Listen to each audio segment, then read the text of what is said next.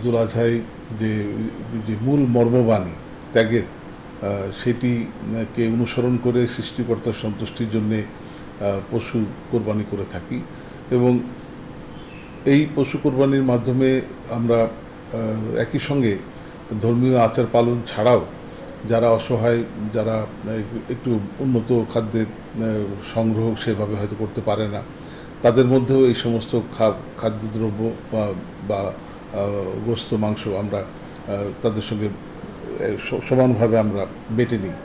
ফলে এটি সবার মধ্যেই একটা আনন্দের দিন হিসাবেই পালিত হয়। আমি এই কুরবানির ঈদের এই তাৎপর্য মাথায় রেখেই সবাইকে ঈদের শুভেচ্ছা জানাচ্ছি। ঈদ মোবারক। আসসালামু আলাইকুম।